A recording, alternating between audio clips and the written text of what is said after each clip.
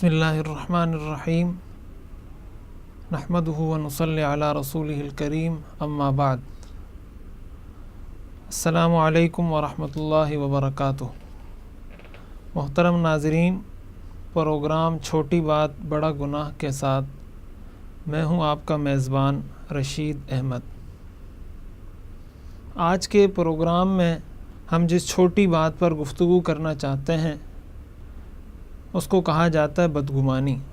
پہلے ہم سمجھیں گے بدگمانی کس کو کہتے ہیں، اس کے بعد دیکھیں گے کہ ہمارے معاشرے میں بدگمانی کس کس انداز میں سرایت کر چکی ہے، اس کے کیا اسباب ہوتے ہیں اور اس کے حل کیا ہیں، اور اس کے بعد ہم پھر یہ بھی سمجھیں گے کہ ہم جس چیز کو، جس بات کو بہت معمولی سمجھتے ہیں، اسلام کی نظر میں وہ کتنا بڑا گناہ ہے۔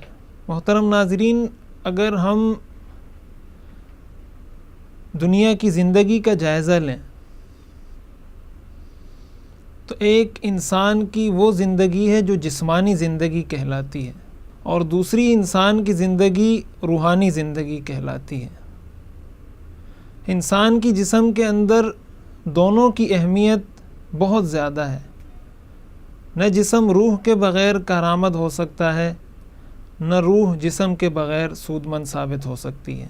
اسی لیے قرآن کریم نے، دین اسلام نے جہاں ہمیں بہت سارے ایسے احکام دیے ہیں جن کا تعلق ہمارے جسم اور بدن سے ہے، وہیں قرآن کریم نے اور دین اسلام نے ہمیں بہت سارے وہ احکامات بھی دیے ہیں جن کا تعلق ہماری روح سے ہے۔ دین اسلام روح کی پاکیزگی، روح کو تازگی اور روح کو بھی اسی طرح طاہر اور پاک رکھنا چاہتا ہے جس طرح وہ انسان کے جسم کو، انسان کے معاشرے اور سوسائٹی کو پاک اور صاف رکھنا چاہتا ہے۔ تو بہت سارے ایسے احکامات آپ کو ملیں گے اسلام کے اندر جن کا تعلق ہماری روح سے ہے۔ مثلاً تکبر سے منع کیا گیا، تواضع کا حکم دیا گیا، حسد سے منع کیا گیا، بدگمانی سے منع کیا گیا، اسی طرح دیگر چیزیں ہیں۔ انہی چیزوں میں سے ایک چیز جس سے منع کیا گیا ہے وہ بدگمانی ہے۔ اسی کے ساتھ ساتھ دوسری بات اسی سے ہم جوڑتے چلے جاتے ہیں، وہ یہ کہ دنیا میں بسنے والے انسان دو طرح کی دنیا میں بستے ہیں۔ کچھ انسان دنیا میں آپ کو ایسے ملیں گے جو حقائق کی دنیا میں زندگی بسر کرتے ہیں، جو زمینی حقیقتوں کو سمجھتے ہیں، زمینی حقیقتوں کے مطابق اپنی زندگی گزارتے ہیں۔ اسی کے ساتھ ساتھ آپ کو دنیا میں ایسے انسان بھی ضرور ملیں گے جن کی ساری زندگی بس خیالی زندگی ہوتی ہے۔ وہ اپنی ساری زندگی حقائق سے دور رہ کر خیالات کی دنیا میں بسر کر جاتے ہیں۔ جو ان کے دل میں خیال آیا، جو انہوں نے اپنا گمان بنا لیا، اسی کے مطابق وہ زندگی بسر کرتے چلے جاتے ہیں۔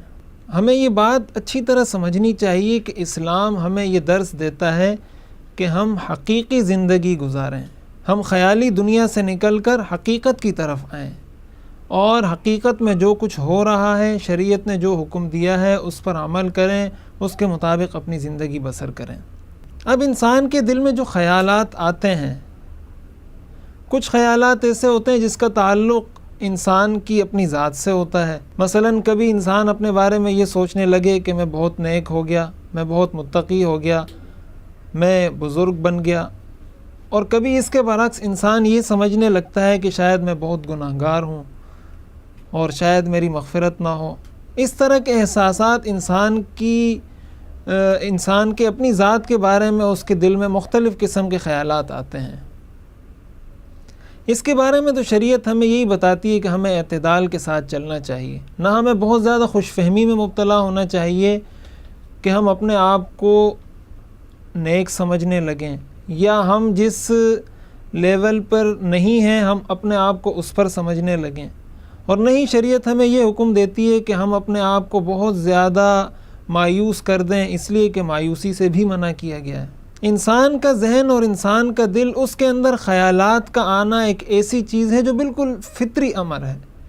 کوئی انسان آپ کو دنیا میں ایسا نہیں ملے گا جس کے ذہن میں کوئی خیالات، کوئی تصورات نہ آتے ہوں۔ اب خیالات کا آنا تو فطری امر ہے۔ یہی خیالات بسا اوقات ہمارے ذہن میں دوسروں کی شخصیت کے بارے میں آتے ہیں۔ ہم کسی کی شخصیت کے بارے میں کیا سوچتے ہیں، ہمارے اس کے بارے میں اپنی طرف سے بنائے ہوئے نظریات کیا ہیں اور ان کا حقیقت سے کیا تعلق ہے، ان ساری چیزوں کو ہم سمجھتے ہیں۔ قرآن کریم سورۃ الحجرات کی آیت نمبر 12 ہے۔ اللہ تبارک و تعالیٰ کا ارشاد ہے، یا ایھا الذین آمنوا اجتنبوا کثیرا من الظن ان بعض الظن اثم۔ اے ایمان والو، بہت سے گمانوں سے بچا کرو، اس لیے کہ بعض گمان گناہ ہوا کرتے ہیں۔ قرآن کریم کی اس آیت کو اگر ہم دیکھیں تو قرآن کریم نے ہمیں یہ حکم دیا اور اس چیز کی تعلیم دی کہ بہت سارے گمانوں سے بچو۔ اس سے اس بات کی طرف ایک لطیف اشارہ ہوتا ہے کہ انسان کے دل میں کسی کے بارے میں کوئی اچھا یا برا گمان آ جانا یہ ایک فطری امر ہے۔ یہ نہیں ہو سکتا کہ انسان کے دل میں کسی کے بارے میں کوئی خیال اچھا یا برا نہ آئے۔ اسی لیے اگر آپ شریعت کے احکام کو دیکھیں تو شریعت نے غیر اختیاری امر پر کوئی مواخذہ نہیں ہے۔ شریعت میں آپ کے دل میں اگر کسی کے بارے میں کوئی بدگمانی پیدا ہو جاتی ہے، آپ نے کسی کو دیکھا، کسی کی شخصیت کو دیکھا اور آپ کے دل میں غیر اختیاری طور پر نہ چاہتے ہوئے کوئی بدگمانی پیدا ہو جاتی ہے، اس پر کوئی مواخذہ نہیں ہے، اس پر کوئی مواخذہ نہیں اس پر ہماری کوئی پکڑ ہے۔ جس چیز سے منع کیا گیا ہے وہ یہ کہ آدمی خود اپنے اختیار سے کسی کے بارے میں کوئی فیصلہ کر لے، کسی کے بارے میں کوئی گمان قائم کر لے کہ وہ اس طرح ہے، وہ فلاں اس طرح ہے۔ اس طرح کے جو گمان قائم کر دیے جاتے ہیں اختیاری طور پر، اس سے شریعت نے منع کیا ہے۔ محترم ناظرین، اگر ہم دیکھیں کہ شریعت نے ہمیں اس چیز سے کیوں منع کیا، شریعت نے کیوں اس چیز کی پابندی لگائی، تو اسلام نے ہمیں یہ تعلیم دی ہے کہ مسلمان آپس میں ایک دوسرے کے بھائی ہیں۔ اسلام یہ چاہتا ہے کہ مسلمانوں کا معاشرہ صرف مسلمانوں کا معاشرہ نہ ہو بلکہ وہ ایک اسلامی معاشرہ بھی ہو۔ مسلمانوں کا معاشرہ ہونے کے ساتھ ساتھ وہ ایک اسلامی معاشرہ بھی ہو۔ اب معاشرے کے اندر کبھی آپس میں چپقلش ہوتی ہے، کبھی ناراضگی ہوتی ہے، کبھی کسی کے ساتھ کوئی لڑائی ہو جاتی ہے۔ شریعت نے ان تمام راستوں کو مسدود کیا ہے، ان تمام ذرائع پر بند لگائی ہے کہ جن کے ذریعے سے اس فتنے، اس فساد اور اس لڑائی اور جھگڑے تک انسان پہنچتا ہے۔ ناظرین، یہ وقت ہوا ہے ایک مختصر سے وقفے کے بعد آئیں گے اور اپنی گفتگو کا سلسلہ یہیں سے جوڑیں گے۔ ہمارے ساتھ رہیے۔